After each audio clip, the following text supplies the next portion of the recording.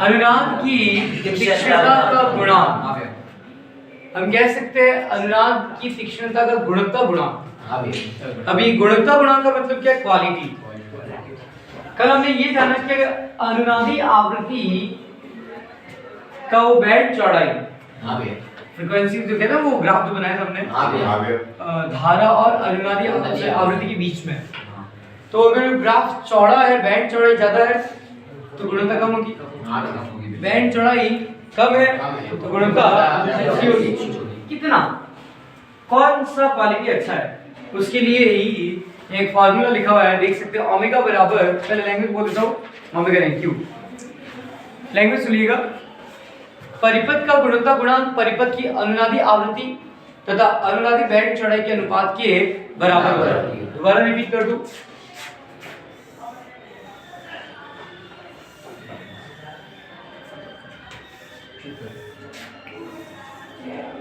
आपको बताओ पहला ग्राफ और दूसरे ग्राफ में कौन से में क्वालिटी अच्छी होगी?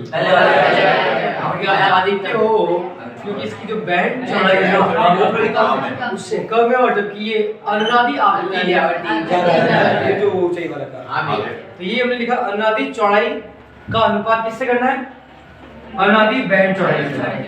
परिपथ का गुणवत्ता गुणांक परिपथ की अनुनादी आवृत्ति तथा अनुनादी बैंड चौड़ाई के अनुपात के बराबर होता है।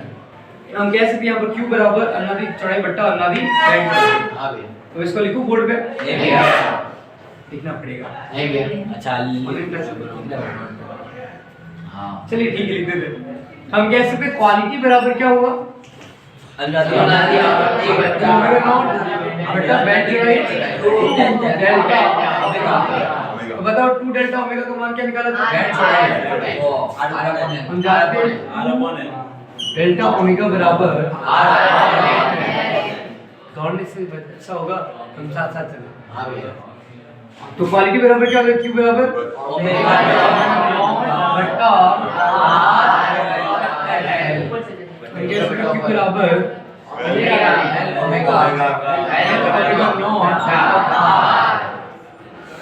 और ये हो गया क्वालिटी का फॉर्मूला। अब आप चाहो तो इसको चेंज कर लो। हम जानते हैं XL और XC बराबर कब? अनुनाद का शर्त ये है XL बराबर XC। XL का तो मान हो गया L ओमेगा, ओमेगा L, और XC का मान हो गया ओमेगा। आप यहाँ पर मान रख सकते हो। तो बन जाएगा 1 अपॉन ओमेगा नॉट CR। अभी ये मान रखोगे ना इसकी जगह, तो बन जाएगा 1 अपॉन ओमेगा नॉट CR। ये ओमेगा नॉट क्या है? अनुनादी आवृत्ति। नोट पॉइंट है, यदि तीक्ष्णता गुणांक का मान अधिक है, सोचो आप खुद क्वालिटी अच्छी है तो पिक्चर साफ होगा। पिक्चर साफ होने का मतलब है ट्यूनिंग अच्छी हुई है या खराब हुई है? अच्छी हुई है। ठीक है, यदि तीक्ष्णता गुणांक का मान अधिक हो तो परिपथ की चयन क्षमता, ट्यूनिंग करने की क्षमता अधिक हो जाती है और ट्यूनिंग अच्छी होती है। दूसरा नोट पॉइंट लिखा है कि अगर यहाँ पर देखा जाए ये क्या है? L और हम इसको अगर एक साथ लिखे XL क्या था? ओमेगा। तो हो गया ये प्रेरकीय प्रतिघात। प्रतिघात तो है लेकिन ये प्रेरण का है। बट्टे में क्या आ रहा है? प्रतिरोध। तो ये लिखा हुआ है कि प्रेरकीय प्रतिघात बट्टा प्रतिरोध या धारितीय प्रतिघात बट्टा प्रतिरोध, ये फार्मूला है। अगला हमारा हेडिंग है AC परिपथों में शक्ति। तो पहले तो शक्ति का फार्मूला क्या होता है? VI कह सकते हैं। नमस्ते नमस्ते जय श्री कृष्णा। P बराबर VI। अब बताओ मुझे कि जब हम प्रत्यावर्ती धारा की बात करते हैं उसकी वोल्टा क्या लिखते हैं? V बराबर VM sin ओमेगा t। और धारा की बात अगर मैं करूं तो प्लस 5 का लिखूंगा, फर्स्ट बदल दो। I बराबर हो जाएगा IM sin omega t plus 5। या तो कोई डाउट? ये तो मत कहना कि भाई फाई क्यों आया, शुद्ध प्रतिरोध 0 कलांतर। अगर प्रेरित है π/2 का कलांतर, गलती है तो भी π/2 का कलांतर। शक्ति में फॉर्मूला में वैल्यू पुट करते हैं, P बराबर VI, तो VM और ये IM sin क्या कॉमन आ गया? कॉमन हो जाएगा ओमेगा t प्लस यहाँ तक किसी को डाउट? अगर मैं ऊपर नीचे 2 से गुणा कर दूं, हाँ भैया तू साइन तो ये बट्टे में 2 आ गया, हाँ भैया और इधर गुणे में 2 आ गया, हाँ तो ये बन गया 2 sin A sin B। हाँ भैया sin A sin B इसका फॉर्मूला प्लस b बटा 2 वेरी गुड, जल्दी करो। cos sin A sin A cos A plus B plus B formula पर रियल होता है -2 sin A sin B बराबर cos A plus B हाँ भैया minus cos A minus B। हाँ भैया अब चूंकि माइनस के माइनस सामने चला गया, हाँ भैया तो ये जो भी एक्शन निकला, तो यहाँ पर लिखेंगे हम P बराबर VM IM as it is, हाँ भैया बटा 2 इसकी जगह हम लिखेंगे cos E की जगह omega t omega t omega t plus 5 ये काम करता हूँ, ओमेगा t प्लस 5 को A मान लेता हूँ, हाँ भैया और इसको मैं B मानता हूँ, ओमेगा t को माइनस ओमेगा t और minus cos omega t plus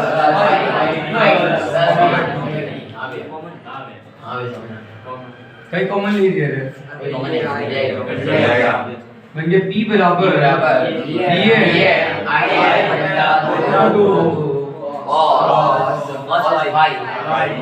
cos 5 cos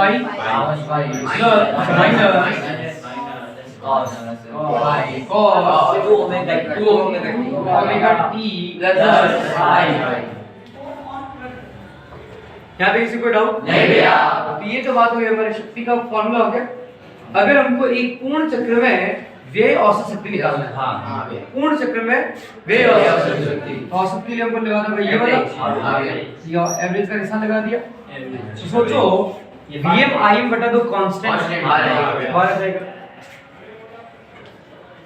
जिसको ऐसे लिख लो Vm बटा √2 इनटू Im बटा √2। भैया वैसे क्यों लिख रहे हो? पहले लिखा जा सकता है क्या √2 इनटू √2 2। हाँ भैया हाँ भैया दो गुणे में लिखा जा सकता है, हो जा। cos फाई क्या है?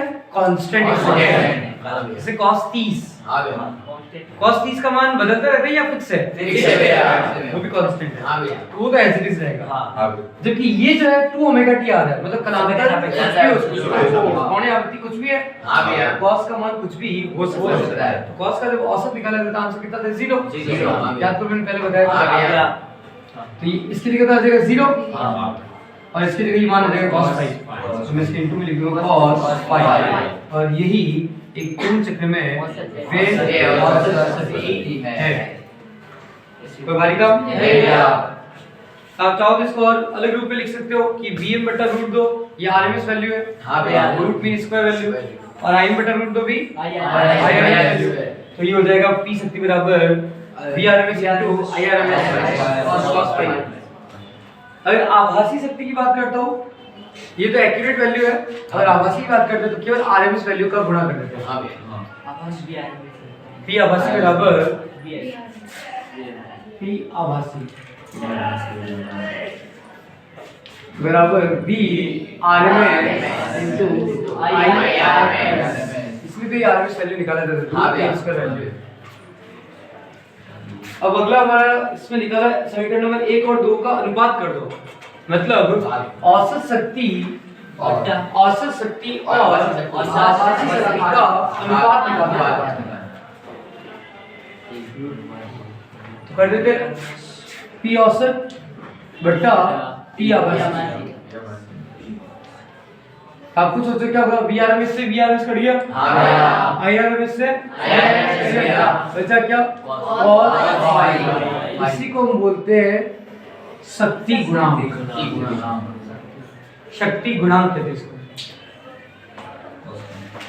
तो हम कह सकते हैं एसी परिपथ में एक पूर्ण चक्र में व्यय औसत शक्ति तथा आभासी शक्ति का जो अनुपात है उसी को हम शक्ति गुणांक cos फाई कहते हैं।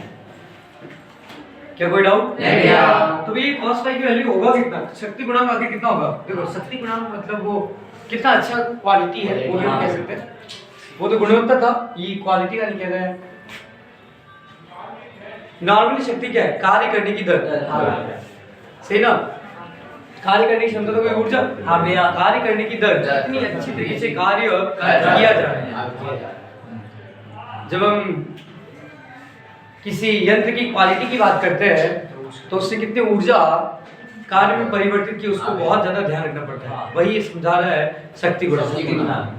क्या समझ में आ रहा है? हाँ भैया। वरना तो मैंने 20 रुपए लिया आपसे और 2 रुपए का बिस्कुट पकड़ा दिया, बाकी 18 रुपए खा गया, तो मेरी क्वालिटी खराब है। मैं एक्स्ट्रा खर्चा ज्यादा करता हूँ, सही जगह पे खर्चा नहीं करता। सही है। वो क्वालिटी भी डिपेंड करता है शक्ति गुणांक पर, सीधा सीधा। अगर इसकी वैल्यू निकालना हो कितना है तो cos फाई एक निश्चित संख्या है। हाँ भैया। ये है कितना? तो जब कोण फाई होगा, क्या बनाते हैं? जब कोण फाई होगा तो उसमें cos का मान क्या होगा? मतलब खींचो, आधार और ये होगी कोण, आधार तो r, याद होगा ये होगा x, तो हमको आधार बटा कोण करना है, कोण करता है z, क्या हो जाएगा यहाँ वैल्यू? आधार बटा r अपॉन z। कोई डाउट? नहीं भैया। अब कुछ केसेस दिए हुए, अगर फाई का मान 0 डिग्री हो गया तो मैक्सिमम हो जाएगा। हाँ भैया। मतलब औसत शक्ति और आभासी शक्ति बराबर हो जाएगा। और अगर फाई का मान π/2 हो गया तो 0 हाँ भैया। तो औसत शक्ति कितनी होगी? 0। ध्यान से समझो। हाँ, तो हम बात कर रहे थे कि अगर फाई का मान 0 हो तो औसत शक्ति और आभासी शक्ति बराबर हो जाएगा। समझ में आ रहा है? और शक्ति गुणांक अधिकतम होगा। और अगर फाई का मान π/2 हो जाए मतलब इसका मान 0, इसका अर्थ है कि औसत शक्ति बराबर 0, मतलब एक पूर्ण चक्र में व्यय औसत शक्ति 0 है, खर्चा करेगा ही नहीं। और एक होता है जब π/2 कलांतर आगे हो या जब π/2 कलांतर पीछे हो, मतलब प्रेरक के प्रतिघात संधारित्र लगाओ या प्रेरक कुंडली लगाओ, उस समय ये थोड़ी भी ऊर्जा की हानि नहीं करेगा, शक्ति क्षय नहीं करेगा, ऊर्जा इलेक्ट्रिसिटी संरक्षित रखेगा। क्या कोई डाउट? यही लिखा हुआ है, इसको हम बोलते हैं वॉटहीन धारा। मतलब परिपथ में धारा तो बह रही है लेकिन बिना शक्ति के धारा बह रही है। ऐसा आदर्श यंत्र बनाना पॉसिबल है? नहीं भैया। हम ही जानते हैं वॉटहीन धारा या शक्तिहीन धारा इसको कहते हैं कि जब शुद्ध L और C युक्त परिपथ हो तो उसमें बहने वाली धारा से हुआ शक्ति क्षय 0 होता है। अतः इन्हें शक्तिहीन धारा या वॉटहीन धारा या कार्यहीन धारा कहते हैं। वॉट लगा बाकी तो आप जानते हो π/2 कलांतर आगे हो, π/2 कलांतर पीछे हो तो माइनस हो जाएगा। सीधा हम चलते हैं LC दोलन। चलिए बोर्ड साहब कहते हैं हेडिंग है LC दोलन। अभी हमने पढ़ा कि अगर कलांतर π/2 मतलब फाई का मान π/2 उस केस में क्या होता है? 0। शक्ति क्षय 0 होता है, थोड़ी भी ऊर्जा नहीं खर्च, शक्ति का क्षय नहीं होता है। और कलांतर π/2 कब होता है? जब धारिता लगाओ, संधारित्र जुड़ाओ या कुंडली जुड़ाओ। तो हम क्या करते हैं, ऐसा परिपथ बनाते हैं जिसमें शुद्ध संधारित्र, केवल संधारित्र और केवल प्रेरण कुंडली जुड़ी है। कुंडली खड़ी प्रेरण कुंडली, प्रेरण इस कुंडली का प्रेरकत्व L, संधारित्र की धारिता C। इस प्रकार आपको ऊर्जा स्रोत वगैरह जोड़ दो आप अपने बस प्रतिरोध में लगाना, प्रतिरोध में ऊर्जा नहीं हो जाएगी ना। हाँ, फिर ऊर्जा स्रोत जोड़ दो। कोई आदर्श प्रतिरोध, कोई ऐसा परिपथ बनाना संभव ही नहीं जिसमें प्रतिरोध शून्य हो। पहले बोल चुका हूँ, लेकिन फिर भी कल्पना कर रहे हैं LC दोलन। करेक्ट? LC दोलन क्या है कि अगर आप इस परिपथ में जो संधारित्र और कुंडली से बना हुआ है, इसमें एक बार आप ऊर्जा दे दो, मतलब आवेश दे दो। अगर आप आवेश दे दो तो क्या एकदम से सारा आवेश संधारित्र की प्लेटें संग्रहित कर लेगा? अब देखो, आप इसमें जो आप आवेश दे रहे हो उसमें ऐसा कोई आवश्यक नहीं है कि आप बाहर से वोल्ट का स्रोत वगैरह लगाओ। यहाँ से कोई आप आवेशित प्लेट वगैरह लेकर आ जाओ, आवेशित प्लेट वगैरह लेकर आ जाओ और उस प्लेट से प्रेरण की वजह से या स्वयं आवेश उत्पन्न हो जाएगा, या किसी दूसरे तरीके से आप इसमें आवेश उत्पन्न कर सकते हैं। लो सर, ये प्लेट हो गया आवेश। अब जैसे ये प्लस का होगा वैसे ही क्या माइनस। ये तो क्लियर। संधारित्र की प्लेटें फटाफट से आवेशित हो जाती हैं अगर प्लेट के द्वारा कहें तो। फिर याद रहे, जैसे मैंने इसको आवेश दिया 50 कूलम, तो 50 कूलम आवेश एक साथ नहीं आएगा, धीरे धीरे करके वो आवेश वहां इकट्ठा होगा, 0 से लगाकर Q आवेश तक ये एकत्रित होगा। और उसके बाद क्या होगा, जैसे यहाँ पर आवेश संग्रहित हुआ, ये आवेश गति करके यहाँ पर आएगा, क्यों बाधित है मुक्त प्रसाद के कारण, मुक्त गति के कारण ये कुंडली में गुजरेगा। जैसे कुंडली में आएगा तो वहां धारा बहेगी, धारा बहेगा, विद्युत फ्लक्स, सॉरी चुंबकीय फ्लक्स, चुंबकीय फ्लक्स, तो फ्लक्स की आवेश धीरे धीरे कम, फिर बड़े बड़े, तो फ्लक्स परिवर्तन हो रहा है, विद्युत वाहक बल प्रेरित हो रहा है। क्या कोई डाउट? तो यहाँ पर एक विद्युत वाहक बल प्रेरित हो जिसको हम कहेंगे ई, यहाँ पर एक विद्युत वाहक बल प्रेरित हुआ या वोल्ट था जिसको हम कहेंगे वी। अब हम जानते हैं कि V बराबर Q/C और E बराबर माइनस या तो कोई डाउट? तो ये किरचॉफ का नियम लगाए, एक मिनट रुकना।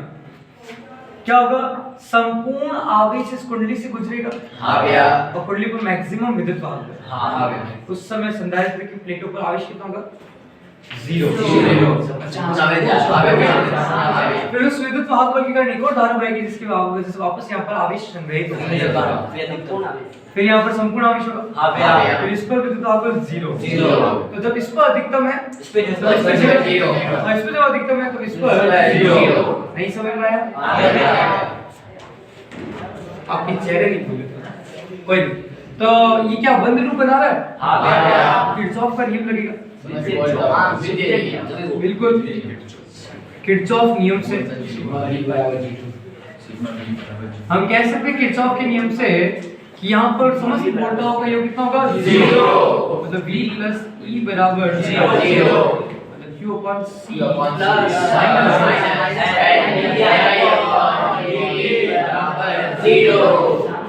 अब हमें क्या करना है? सामने को भेज देंगे, पहले आपको तारा क्या थे ये आई के बदल में आई बराबर यहाँ तक किसी को डाउट नहीं? और Q का मान होता है QM sin ओमेगा t। हां QM omega cos omega t। चलो पहले यहाँ इसका मान रख देते हैं ना, सही है, ये मान यहाँ रखा हुआ है d2q बचा dt2। अब देखो, चूंकि यहाँ पर आवेश कम हुआ तो धारा बही, यहाँ पर धीरे धीरे विद्युत वाहक बल कम होगा तो धारा बहेगी वापस। तो यहाँ पर मुझे नियम में लिखना चाहिए आवेश में कमी की वजह से धारा बहेगी, तो मैं लिख सकता हूँ I बराबर माइनस लिख सकता हूँ Q/C minus minus plus L d2q/dt2 बराबर 0। ये पता चला क्यों है? आ गया, h को d2 आ गया, तो ये d2q/dt2 बराबर 0। और ये क्या है? द्वितीय कोणीय समीकरण। इसका हल है Q बराबर QM cos omega t plus phi। अभी phi तो हो गया कलांतर जो होता है। अब यहाँ पर ओमेगा नॉट जो नहीं था, अच्छा ओमेगा लिखा है, ओमेगा नॉट होगा यहाँ जो है वह इसका अनुनादी आवृत्ति। LC बोले तभी होगा जो XL बराबर XC होगा, अनुनाद, इसलिए यहाँ पर आवृत्ति कैसी होगी? अनुनादी आवृत्ति। और अनुनादी आवृत्ति का मान आप जानते हो √LC। तो मान लो अगर हमको धारा निकालनी है, किसी क्षण परिपथ की धारा बहना है, तो तो अभी हम जानते हैं I बराबर क्या होता है dt upon dt dt upon dt Q का मान क्या निकाला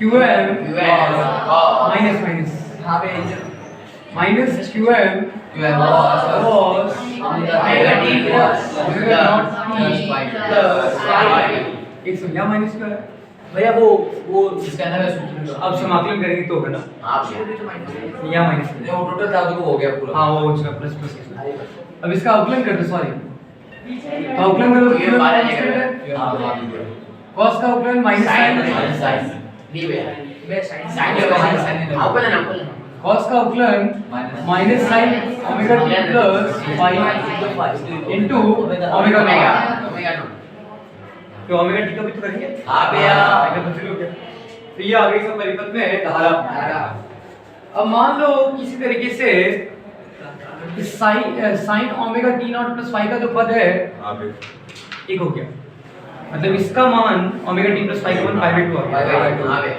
और इसका मान पाई बाय 2 हो गया तो sin का मान 1 हो जाएगा हाँ, भैया। और यहां पर अधिकतम धारा का हम कह सकते हैं I बराबर ओमेगा नॉट अब वो माइनस है प्लस है और दिशा अलग है हां भैया वैल्यू कितना I बराबर QM ओमेगा नॉट तो इस फार्मूले में वैल्यू को पुट कर दे ये वाला यहां मान रख दे तो I बराबर बन जाएगा QM ओमेगा नॉट sin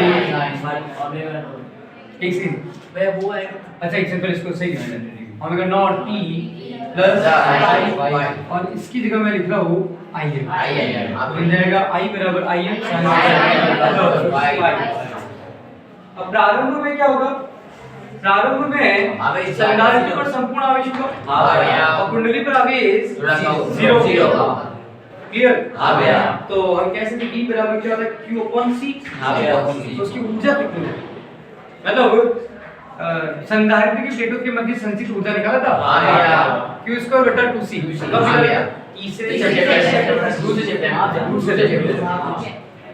फिर इसका दूसरा बिल्कुल संधारित्र की प्लेटों के मध्य संचित ऊर्जा Q स्क्वायर बटा 2C उस समय कुंडली में कितनी ऊर्जा संचित होगी जीरो कंफर्म हम लिख सकते हैं उस समय VB तो जीरो हो जाएगा UB जीरो हो जाएगा चुंबकीय ऊर्जा जीरो जबकि इलेक्ट्रिकल एनर्जी होगा इसलिए हो जाएगा Q स्क्वायर अपॉन 2C अगर हम परिपथ में जोड़ देंगे तो परिपथ में जोड़ देंगे क्या होगा इसका निराकरण होगा इसमें विद्युत आवेश प्रेरित होगा तो हम कह सकते हैं UE बराबर है Q स्क्वायर अपॉन 2C तो पहले कैपिटल Q लिखा हुआ था संपूर्ण आवेश आपकी बार लिखा हुआ है Q square small q square बटा 2C और इसमें विद्युत आवेश प्रेरित होगा कुछ ना कुछ तो उसका ऊर्जा रहेगी half I square L square याद करो प्रेरण कुंडली के कारण संचित चुंबकीय ऊर्जा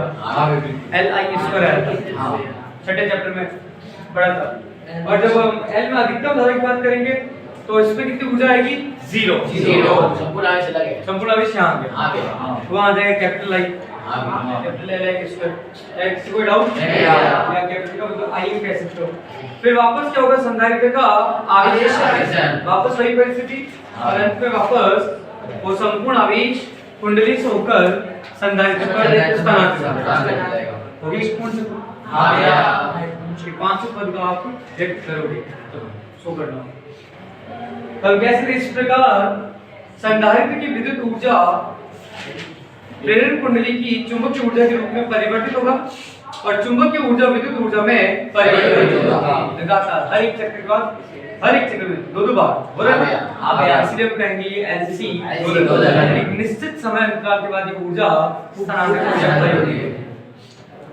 नोट लिखा हुआ है LC दोलन में प्रायोगिक रूप से ऊर्जा का संरक्षण क्या संभव है नहीं भैया अभी हमने बोला संपूर्ण ऊर्जा संरक्षित नहीं है जिसके मुख्य कारण प्रत्येक प्रेरण कुंडली का कुछ न कुछ तो प्रतिरोध होगा जिसके कारण वो धारा में बाधा उत्पन्न करेगा और एक समय बाद LC दोलन रुक जाएगा यदि प्रतिरोध शून्य हो तो कुछ भी तो भी कुछ ऊर्जा चुंबकीय विद्युत चुंबकीय तरंगों के रूप में विकिरित होगा क्योंकि आवेश त्वरित गति कर रहे हैं जब त्वरित गति करेंगे तो विद्युत चुंबकीय तरंगें उत्पन्न होगा और ये कुल ऊर्जा नियत नहीं रहेगी तो भाई इसका क्या फायदा इसका ये फायदा कि हम एक्यूरेसी के साथ इस परिपथ को अगर बनाया है, तो बहुत अच्छे तरीके से इस परिपथ को बनाया है, तो हम ऊर्जा को कई हद तक संरक्षित रख सकते हैं। और आज के सर्किट में यही होता है, हम ऐसा परिपथ बना रहे हैं जिसमें क्वालिटी शक्ति गुणन अच्छे से अच्छा हो।